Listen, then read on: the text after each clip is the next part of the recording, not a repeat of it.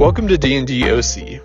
After my Itachi build, the most popular request was for Madara, so today we're looking at how to build Madara Uchiha in 5th edition.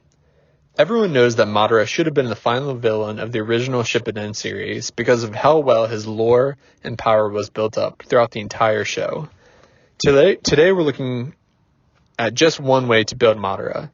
Encapsulating all of his abilities is impossible within the framework of D&D, as Madara is more like a level 60 or 80 build. We also won't be going over Rinnegan Madara or Edo Tensei Madara, but rather Valley of the End Alive Madara. We will, however, use clips from the Edo Tensei Madara, as that's where most of his action in the anime comes from. For stats, we'll use point buy. Strength will be a 15, allowing us to wear heavy armor. Dex is low at an 8, but we'll have ways to improve our initiative. Constitution at 14, Intelligence is our primary stat, and that'll be a 15 plus 2 from our race, and then an 8 in Charisma. For our race, we'll go Custom Lineage. This gives us a free feat, and we'll use the Fey Touched feat to pick up one casting of Misty Step per long rest, and then one first level spell, and we want Gift of Alacrity to help with our initiative. Fey Touched is also a half feat, allowing us to have an 18 intelligence at level 1. Madara will start off as a fighter. At fighter 1, we gain weapon proficiencies. Madara seems to use primarily longswords and sickle as his weapons of choice. We also gain proficiency of heavy armor and shields. I think a shield serves as a decent stand-in for Madara's fan, as he uses it primarily to deflect incoming attacks. Starting off as a fighter also gives us proficiency in constitution saves. We gain a fighting style, and the defensive fighting style is fine here. And lastly, we gain Second Wind, which is a bonus action for some minor healing, and it's pretty impactful early on in the campaign. Now that we've secured the proficiencies we want from fighter, we'll multi-class into wizard. Once we reach second level in wizard, we can pick our school of magic, and we'll go with War Mage. Let me read a portion of the description. Followers of this tradition are known as War Mages. They see their magic, or chakra, as both a weapon and armor, a resource superior to any piece of steel. War Mages act fast in battle, using their spells to seize tactical control of a situation. Their spells strike hard, while their defensive skills foil their opponent's attempt to counterattack. War Mages are also adept at turning other spellcasters' magical energy against them. At this second level of Wizard, character level 3, we do pick up an amazing suite of abilities. First, we have Arcane Deflection.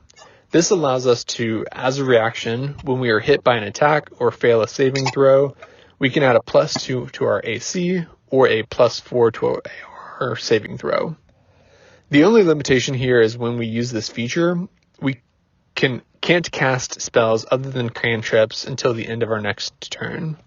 This isn't a huge detriment, as we'll most likely be using cantrips after casting our concentration spell at the beginning of a round anyways. We also gain Tactical Wit, which sounds really appropriate for Madara as a battle genius. Tactical Wit states that we can assess tactical situations quickly, and we give ourselves a bonus to initiative equal to our intelligence modifier. This, along with our Gift of Alacrity, really helps with our abysmal dexterity to increase our initiative. And the cantrip we'll most likely be using is Firebolt. This is a decently strong cantrip, damage-wise, and appropriate with the natural affinity to fire of the Uchiha clan. Madara loves the thrill of battle, and his abilities really do match up thematically with a War Mage, who can both cause destruction and tank punches from even Tsunade. At character level 5, Wizard 4, we gain a feat or ASI, and we'll take Warcaster here. We already have proficiency in Constitution saving throws, so Warcaster adds onto that by granting advantage on our con saves to maintain concentration. We can also cast spells and jutsus now while wielding both a fan and sickle. Lastly, when we proc an opportunity attack, we can use our reaction to cast a spell against that creature. I won't go into great detail about our other ASIs and feats, but we'll have 3 more before the build is over, and so I'd probably cap our intelligence at 20, pick up the tough feat to bolster our HP for melee, and add lucky to help with our saving throws. Like Itachi, Madara will have some signature Uchiha spells. First up is Fireball. Arguably the most iconic D&D spell, Fireball covers a huge area and deals 8d6 fire damage on a failed dex save. Madara in particular seems to have a stronger proficiency in fire style than even other members from his clan. Tactical Wit also helps, potentially enabling us to get off a fireball before our allies move into melee, and this will help us to avoid friendly fire. We'll also grab Hypnotic Pattern for our Genjutsu. Hypnotic Pattern is an amazing spell, as long as creatures aren't immune to the charmed condition. It requires concentration for up to a minute, but we target a 30-foot cube, and creatures who fail on a wisdom save are incapacitated. This is exactly what Genjutsu does in the Naruto verse, and although we see Madara primarily engaged in ninjutsu and taijutsu, his Genjutsu is equally terrifying. Now that we've acquired 3rd level wizard spells and the Warcaster feat, I think it's a good option to go back to Fighter and grab Action Surge. We won't end up having extra attack on this build because I value the higher level spells over extra attack, but Action Surge still feels like an important feature for Madara to have. This could potentially allow us to use Fireball while summoning our Susanoo on the same turn. Or, in Madara-like fashion, drop a Meteor and then drop another Meteor. We'll also find a way to give Madara some taijutsu prowess later on too. We'll gain some more War Mage abilities at Wizard 6 and 10. The 6th level ability is pretty underwhelming, but I think it's largely due to the fact that our 2nd and 10th level abilities are so demonstrably strong. Power Surge gives us 1 Power Surge. If we use Dispel Magic or Counterspell, we gain another Power Surge, up to 5 in total. We can use these surges to deal some extra damage equal to our wizard level. So when this comes online, it's 3 points of extra force damage, maybe a couple times a day, which is exactly why it's pretty disappointing. Durable Magic, on the other hand, is incredible. It states that while we are maintaining concentration on a spell, and we'll definitely be doing that, especially with the spells that we have coming up, we gain a +2 bonus to AC and saving throws. This can stack with Arcane Deflection from level 2, or even the shield spell. So to take stock of our AC really quickly, with heavy armor, assuming we can afford plate armor at this point, we would have a base AC of 18. +2 with the shield and +1 from the defensive fighting style puts us at a respectable 21 AC. Then while we are concentrating on a spell, we get a +2 from Durable Magic for 23. And then we can still use our reaction for an additional +2 from Arcane Deflection or a +5 from the shield spell, bringing Madara to an AC of 25 or 28. Additionally, our saving throws would be a +6 using Durable Magic and Arcane Deflection. At character level 11, Wizard 9, we gain access to 5th level spells. The one I want to highlight here is Bigsby's Hand. Bigsby's Hand is a 1-action cast that requires concentration. We can then use our bonus action to pursue several different options. We can deal 48 force damage with a fist. We can push a target 5 feet plus 5 times our intelligence modifier in feet. We can grapple a target, or we can provide half cover for an ally. I think this spell makes a lot of sense as the skeleton of the Susanoo, as a bony arm of the Susanoo can do some of the same things that Bigsby's Hands accomplish. The last War Mage feature is gained at level 14, and we have Deflecting Shroud. When we use our Arcane Deflection feature, which is fairly often, we can cause 3 creatures within 60 feet of us to take half our wizard level in force damage. Again, it's not overwhelmingly powerful ability, but I think this adds to the skeleton Susanoo effect. Before we get into our high level spells that make us really feel like Madara, I wanted to give a couple of options for Rinnegan Madara and Madara's Mangekyo abilities. For Rinnegan Madara, Simulacrum could be used to serve as Madara's Limbo clone ability that he gains when he has the Rinnegan. And Crown of Stars creates 7 motes around the user, just like the Truth Seeker orbs.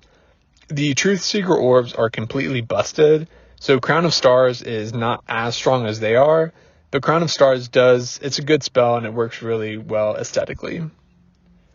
For Madara's Mangekyo abilities, this is a really interesting topic. See below in the description for a link to a video from NC Hammer, where he discusses and theorizes what Madara's Mangekyo abilities could be. What's fascinating is that as cool of a character as Madara is, and for how great the hype is around him, we still don't know definitively what his Mangekyo abilities are.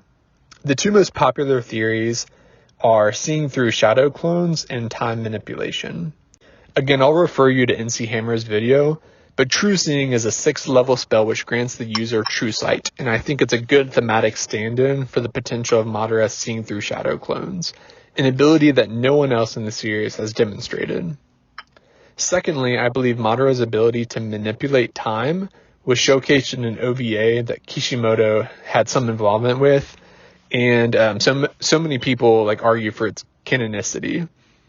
If that's the flavor you'd like to go with, then the 9th level spell Time Stop is probably the best and most accurate way to achieve it. Time Stop in 5e is not particularly powerful, especially for a 9th level spell, but I wanted to make mention of it. Okay, so on to the part of the video that I'm most excited for, the spells that I think are the most defining for Madara. First up, we have Tensor's Transformation. Madara dominates the Shinobi Alliance of the 4th Great Ninja War, so I wanted to include some taijutsu abilities. Tensor's Transformation, while not the most powerful 6th level spell a wizard can concentrate on, it's still really fun and reckless. This spell grants a total of 50 temporary HP. We have advantage on attacks made with simple and martial weapons, which includes both longswords and sickles. Our weapon attacks deal an additional 2d force damage. We gain the redundant proficiencies that we already have from our fighter dip, and we can attack twice when we take the attack action. We could even drop our shield and use the sword and sickle to give us a bonus action attack, which would also benefit from the 2d12 additional damage. Madara is probably a level 20 fighter or monk, but this spell is the best way to feel like a fighter while still picking up the high level spells. Next up is Illusory Dragon, to allow us to summon and take control of Kurama, the Ninetales. Illusory Dragon is one of my favorite 8th level spells, and I think it's actually really powerful. It's a concentration spell for only a minute, but during that time we create a huge dragon, or in this case, a 9-tailed fox made from pure chakra. When the Ninetales appears, enemies that fail on a wisdom saving throw are frightened of it for a minute. Obviously, Kurama is a terrifying creature in the series. As a bonus action, we can move the illusion up to 60 feet and exhale a blast of energy in a 60-foot cone, dealing 7d6 damage, either of acid, cold, fire, lightning, necrotic, or poison, to creatures who fail an intelligence saving throw. I think necrotic probably makes the most sense for our tailed beast bomb.